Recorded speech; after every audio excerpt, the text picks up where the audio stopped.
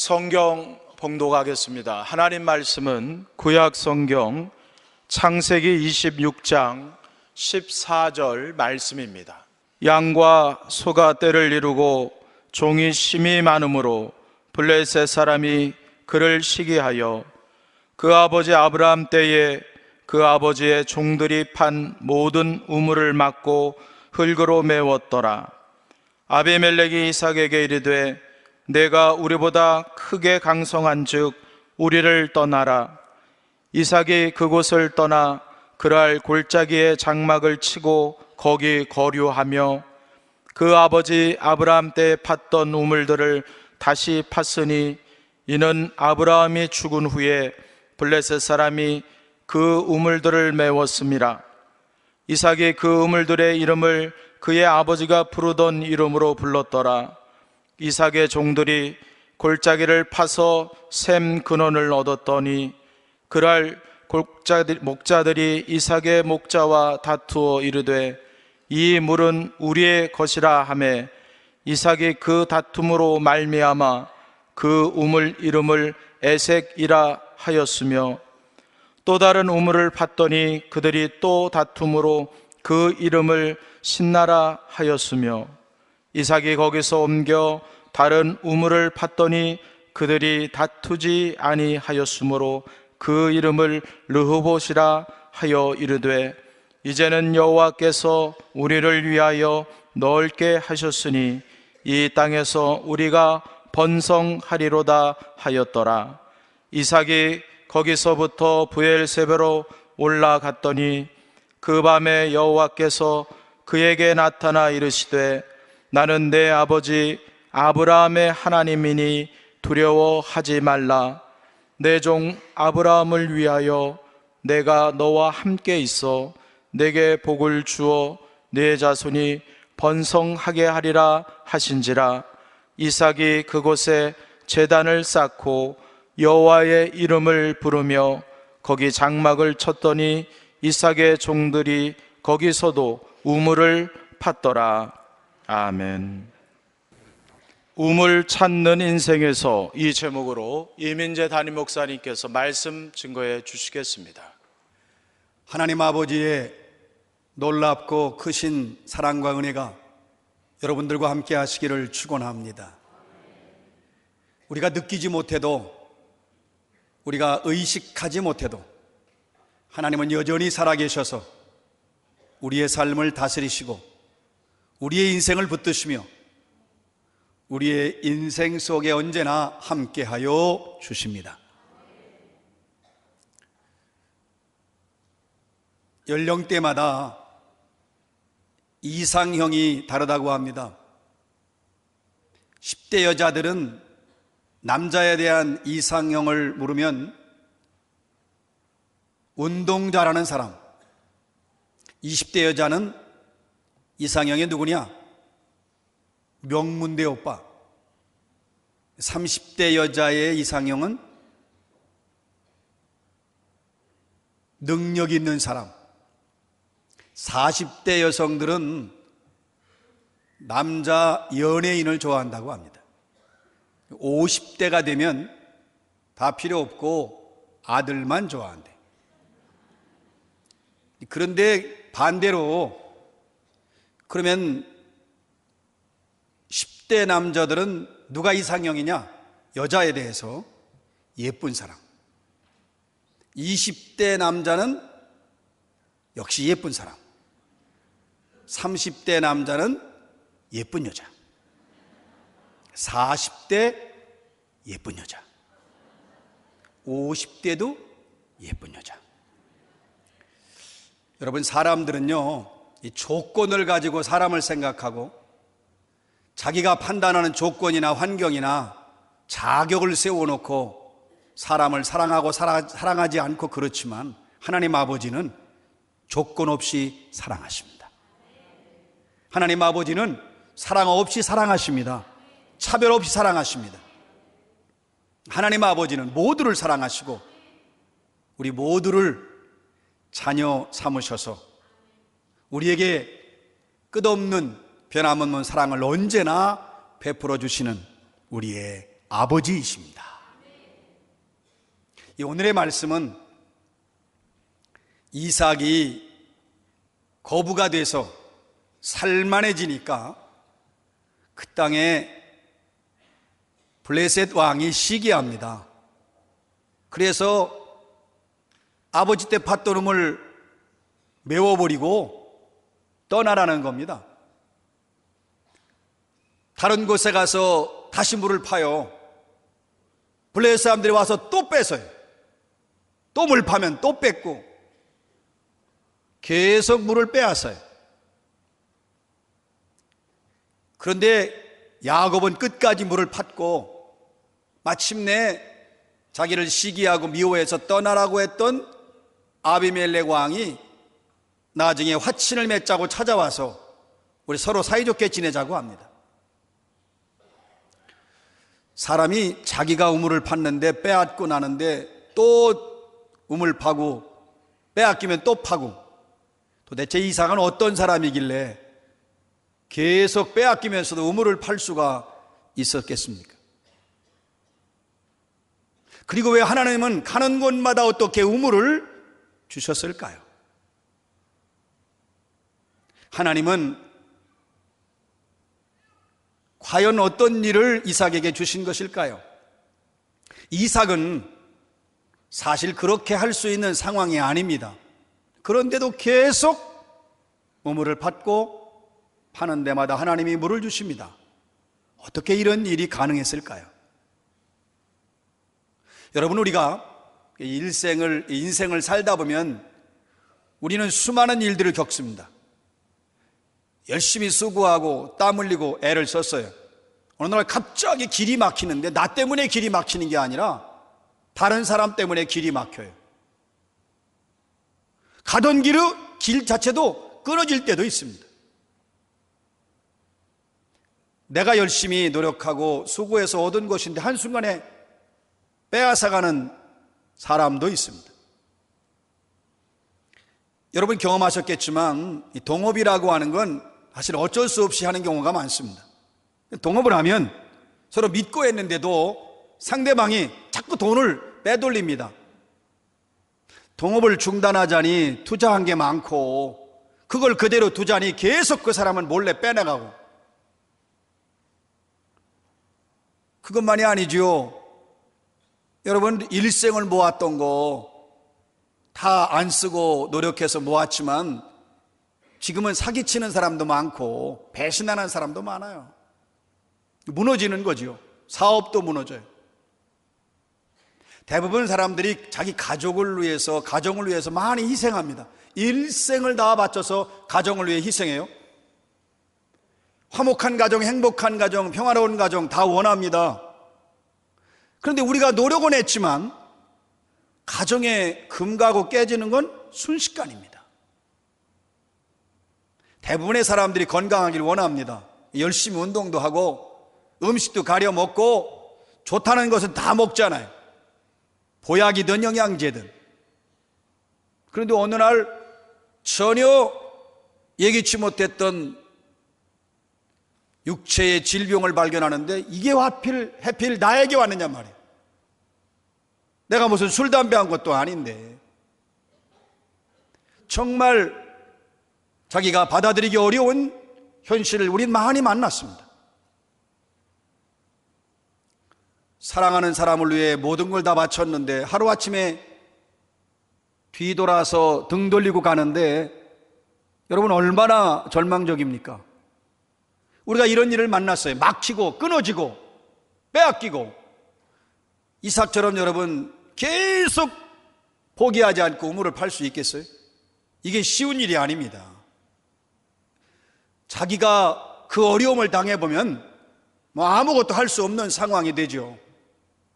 그런데 어떻게 하면 그 상황에서 계속해서 앞으로 다시 일어나서 좌절하지 않고 나아갈 수가 있겠습니까?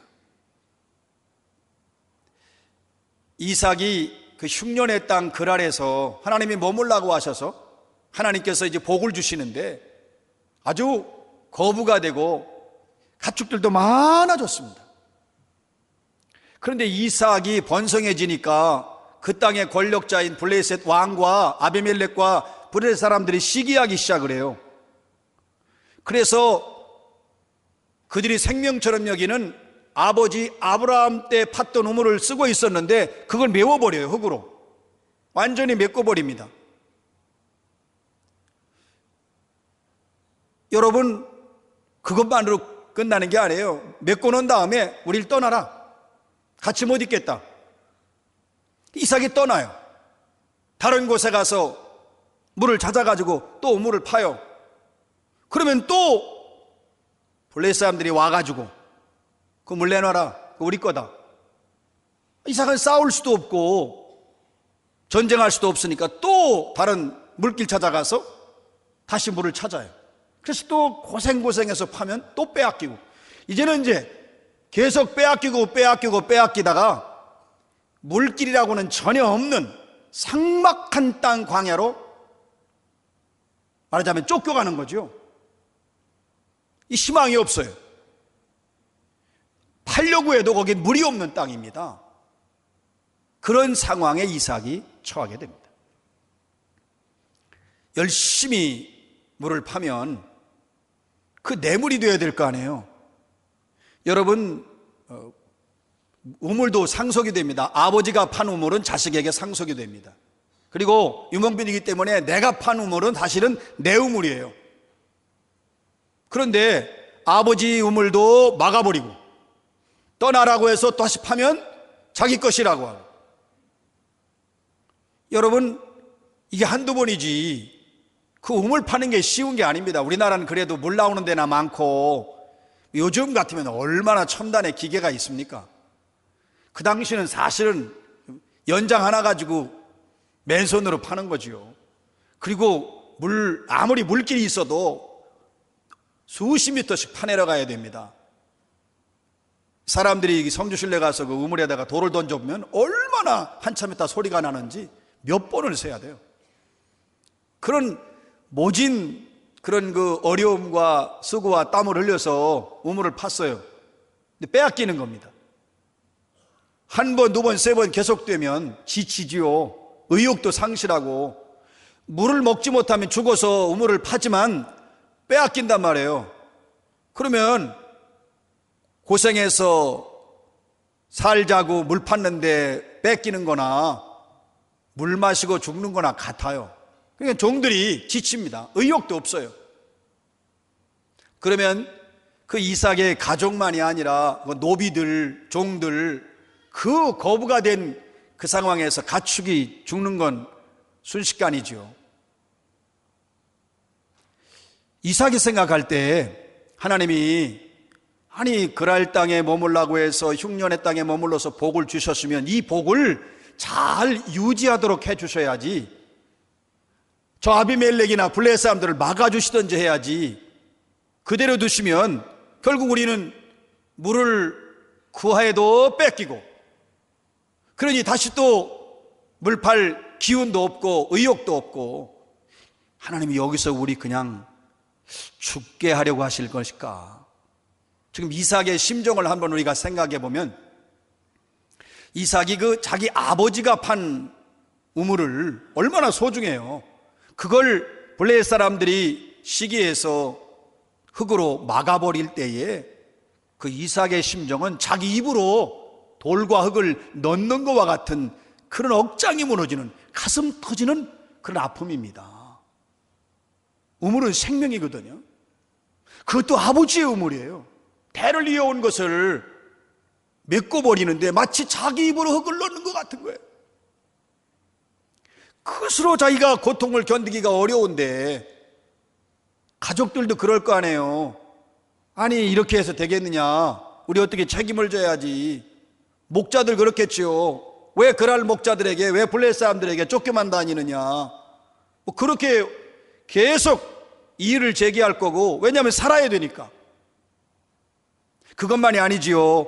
여러분, 실제로 보면 가족들이 물이 없으니까 뭐 시름시름 알아갈 수도 있고, 또 종들은 계속 속에서 부글부글 끓고, 또 실제로는 가축들은 마실 물이 없으니까 죽어가고.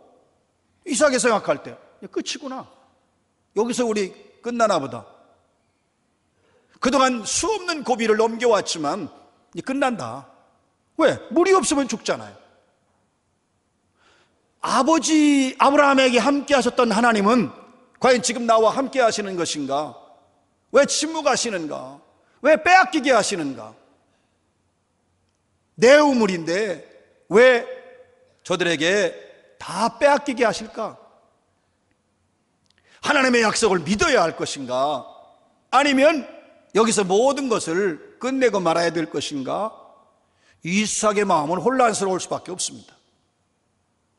그럼에도 불구하고 이삭은 다시 힘을 내서 다른 곳에 가서 우물을 파기로 결심을 합니다. 우물을 파야 자기 모든 가족과 모든 식솔들이 살기 때문에 그렇습니다. 그런데 여기 하나 달라진 게 있어요. 처음에 이삭이 우물을 팔 때는 어디에 물이 있나 합니다.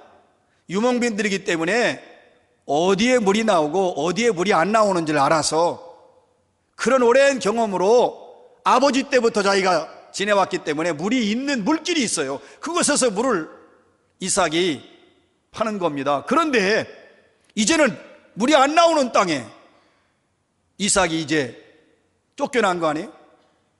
거기서 이삭이 달라진 게 있는데, 먼저는 여기 물 나올 거다. 그 물 나올 만한 곳에 물을 파서 우물을 파서 샘이 솟게 했지만 이번에는 물이 안 나오는 것이에요. 하나님을 믿고 그리고 물길 없는 땅에 우물을 파는 것입니다. 그 결심했어요. 그리고 종들 보고도 여기 물 파자. 종들이 거기는 물이 안 나오는 것입니다. 봐라, 하나님이 함께 하신다.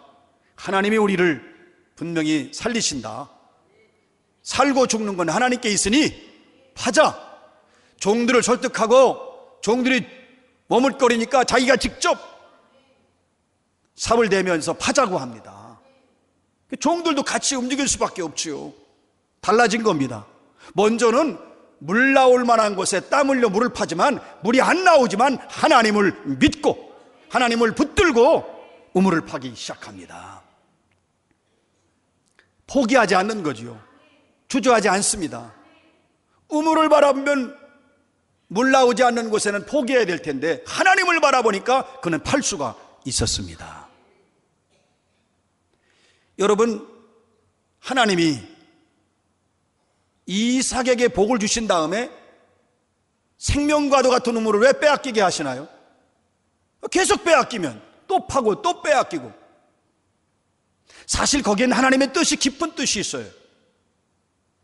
겉으로 보이는 것은 블레셋 사람들이 시기해서 빼앗는 거지만 하나님의 입장에서는 그 이삭으로 하여금 뺏기고 또 파고 뺏기고 또 파고 그런 일을 통해서 이삭이 내가 물길을 찾아 살면 안 되는구나. 하나님을 찾는 인생이 되어야 되겠다. 그걸 이삭을 깨닫게 하시고 알게 하시려고 하나님께서 이삭에게 그러한 시련과 그 시련을 통해서 또 물을 나게 하신 것입니다. 하나님은 깊은 뜻을 가지고 계셨어요. 그래서 전혀 물길이 없는 광야에 이삭이 하나님을 의지하고 그리고 하나님을 붙들고 우물을 파니까 하나님께서 거기서 물이 솟아나게 하신 겁니다. 여러분, 블레셋 사람들이 거기 우물 파니까 그들을 저 광야 삭막한 곳에 내쫓고 나서 블레셋 사람들은 저 이스라엘 망했다. 거부면 뭐하냐? 가축 많으면 뭐하냐? 물이 없는데 비웃어요. 열심히 파니까 더 비웃는 거죠. 거긴 물이 안 나와. 다 알아요, 물이 안 나오는 거. 그래도 믿음으로 물을 파는데 그 우물을 파니까 거기서 물이 솟아나게 하십니다. 전능하신 하나님. 그 뒤로 이삭이 어디든지 물이 안 나오는 것인데 원래 파기만 하면 하나님 물이 솟게 하셨습니다. 그런 역사가 있습니다. 그것만이 아니지요. 아비멜렉이 시기에서 떠나라고 그랬거든요. 그래서 떠났는데 아비멜렉이 찾아와요. 나중에 당신들에게 하나님이 함께 하심을 내가 봤다. 두려워하게 됩니다. 우리 해치지 마라. 우리 서로 화목하게 지내자. 자기가 부하들을 데리고 와서, 동료들을 데리고 와서 오히려 화친하자고 합니다. 하나님이 하신 거죠. 블레셋의 입에서 당신들과 하나님이 함께 하신다는 고백을 하나님이 하게 하셨어요. 그래서 이삭으로 하여금 물길 따라 사는 인생이 아니라 하나님을 따라 사는 인생으로 하나님이 바꾸어 주신 겁니다. 그리고 이삭이 물 파서 빼앗겨 주거나 물 못 마셔 먹어 주거나 하고 포기하려고 할 때 하나님이 계속 다시 물을 팔아, 다시 물을 팔아, 계속 하나님이 이삭을 북돋아 주셨습니다. 이렇게 이삭이 하나님의 말씀을 믿고 순종할 때에 하나님이 복을 주시는데, 여러분, 순종이라고 하는 것은 우물을 바라보는 것이 아니라 하나님을 찾는, 이게 바로 순종이에요. 물길 따라 사는 게 아니라 하나님을 따라 사는 것이 순종이거든요. 이삭이 그걸 실행한 것입니다. 하나님이 복을 내리시는데 누구도 물 나올 것이 아니라고 여겼던 그곳에 물을 팠는데 하나님 물이 솟구치게 하셔서 그 광야 사막에 오아시스를 만들어 주십니다. 자기도 먹고 마시고 또 가족들도 마시고 가축들도 풍족하게 먹을 수 있도록 차고 넘치는 물을 하나님이 주셨습니다. 그리고 그 뒤로 어디에 우물을 파든지 하나님이 물을 그에게 주셨습니다. 그 복이지요. 하나님은 그 간악한 아비멜렉의 마음까지도 바꾸어 주셨습니다. 스스로 찾아와서 우리 화목하게 하자. 그래, 주변에 염려 근심이 없고 이제 이삭은 근심 없이 살아갈 수 있도록 하나님이 주변 정리를 다 해주셨어요. 그 다음부터 이삭은 하나님을 바라보는 인생이 되게 하셨습니다. 하나님에게 사랑받는 인생이 되게 하셨습니다. 하나님을 바라보면서 하나님을 의지하면서 나가는 것이 순종이라는 걸 깨닫게 하셔서 이삭은 그 뒤로는 순종하는 인생이 되는 복을 받았습니다. 여러분, 우리가 열심히 살지만 사실은 막힐 때도 많죠. 뺏길 때도 있고 잃어버릴 때도 있고, 그것은 물질이든 사람이든 건강이든 환경이든 우리 누구에게나 이런 일이 찾아와요. 그럼 막판까지 가면 참담한 거예요. 이게 인생인가? 이게 삶인가? 다 포기하고 싶지요. 그러나 사랑하는 여러분, 땅을 바라보지 말고 하나님을 바라보고 계속 전진하시기 바랍니다. 재물을 바라보는 것이 아니라 하나님을 신뢰하고 나가시기 바랍니다. 여러분, 우리는 물길을 찾아 사는 인생이 되면 그것은 결국 내가 사는 거지만 하나님을 따라 사는 인생이 되고, 그 길을 가길 원하시는 하나님의 뜻을 깨닫고 하나님을 찾는 믿음으로 하나님만 붙들고 계속 포기하지 말고 좌절하여 앉아있지 말고 나아가시기 바랍니다. 여러분, 하나님은 우리로 하여금 잘 나가던 인생길 막고 길 끊어지고 그래서 우리가 좌절해서 인생 포기하기를 원하시는 그런 분이 아닙니다. 거기에는 기쁜 하나님의 뜻이 있습니다. 여러분, 하나님은 우리 인생을, 너는 우물 찾는 인생이 되지 말라, 나를 찾는 인생이 되라. 나를 만나면 내가 가는 곳마다 물을 주겠다. 그리고 나는 너를 샘물 자체가 되기를 원한다. 나를 바라봐라, 나를 찾아라. 그 하나님의 깊은 뜻이 우리 인생 가운데 있다는 걸 깨달으시기 바랍니다. 하나님은요, 우리로 하여금 물질 의지하지 않고 하나님 의지하도록 도와주십니다. 재물 의지하지 않고 땅 바라보지 않고 하나님을 바라보도록 하나님이 도와주십니다. 다 안 된다, 일이 안 된다, 그리고 그건 불가능하다, 사람들은 그렇게 말하지만 하나님의 손이 움직이셔서 불가능한 곳에 하나님이 이뤄가는 꽃 피는 역사가 놀랍도록 일어나게 하십니다. 그래서 하나님은 우리가 뭘 하든지 그때마다 하나님이 열매를 맺도록 하나님께서 복을 내려주십니다. 역사하십니다. 사랑하는 여러분, 하나님의 놀라운 섭리와 하나님의 놀라운 그 뜻을 깨달으시기를 주의 이름으로 축원합니다. 이렇게 물길을 찾아 살지 않고 하나님을 찾아 사는 순종의 인생으로 갈 때에 하나님께서 준비하신 복은 놀랍습니다. 안 되는 일, 누구도 믿을 수 없는 일, 불가능하다고 하는 일을 하나님이 가능케 하셔서 하나님이 다 바꾸어 주셔서 그 모든 일 가운데 하나님이 형통케 하시는, 풍요롭게 하시는, 기름지게 하시는 역사를 하나님이 이루어 주십니다. 그리고 우리가 하는 모든 일마다 하나님이 복을 주시는데 어떤 일을 무엇을 하든지 사람의 생각으로는 불가능하지만 하나님의 역사는 우리의 삶을 형통하도록 인도하여 주십니다. 그리고 우리 주변도 하나님이 정리해 주셔요. 인간관계, 사업관계, 그리고 우리의 모든 하는 일마다 하나님께서 직접 정리하시는 복을 우리에게 주십니다. 그리고 우리에게 주시는 복은 여기에 끝나지 않고 하나님을 바라보는 인생이 되게 하시고 하나님에게 사랑받는 인생이 되게 하시고 하나님과 동행하는 인생이 되게 하시고 하나님께 순종하는 인생으로 우리의 인생에 변화된 복을 허락하여 주십니다. 우물 찾는 인생이 아니라 우물 자체가 되게 하시는 복, 물길 따라 사는 인생이 아니라 하나님을 따라 사는 인생이 되게 하시는 복, 우리가 파는 곳마다 물을 나게 하시는 이 하나님의 은혜를 어떻게 받을 수 있겠습니까? 사랑하는 여러분, 하나님 우리를 사랑하셔서 오늘 저녁부터 심령대의 부흥성회를 허락해 주셨습니다. 하나님이 예비하신 거예요. 우리는 상황이, 어떤 사람은 집회 참여하기 어려울 수도 있어요. 그런데 하나님이 예비하신 것이기 때문에 열심히 참여하시기 바랍니다. 하나님이 준비하신 성회입니다. 그러나 우리는 실제적으로는 여러 가지 상황이 이거 어려운데, 이거 문제가 아니라 그렇게 생각할 수 있어요. 그러나 하나님은 반드시 우리에게 주시려고 하는 복이 있다는 걸 깨달으시기 바랍니다. 그래서 은혜를 받으려면 모든 건 준비가 필요하고 약속이라든지 일이라든지 주변이라든지 그걸 정리를 하셔야 돼요.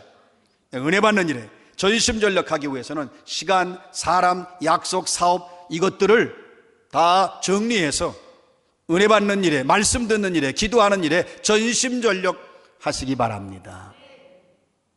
여러분, 우리가 이렇게 정말 하나님을 사모해야 되는데 그것은 영적으로 갈급해 있어요. 우리가 영적으로 갈급해 있는 걸 우리는 모릅니다. 그러나 하나님은 아시고 하나님께서 우리에게 은혜 주시려고 준비하신 성회입니다. 우리가 지금 사실은 목마른 거예요. 하나님은 우리에게 성령을 부어주셔서 우리의 갈증을 채워주시기를 원하신 겁니다. 우리가 사실 영적으로는 우린 굶주려 있어요. 그래서 하나님이 말씀을 주셔서 우리 영을 살리시려고 준비하신 성회입니다. 적극적으로, 그리고 열심히 몸과 마음과 정성으로 여러분이 참여하시고 기도하여 응답받으시고 말씀대로 세임 얻으시고 성령의 기름 부으심으로 여러분의 영이 살아나시기를 주의 이름으로 축원합니다.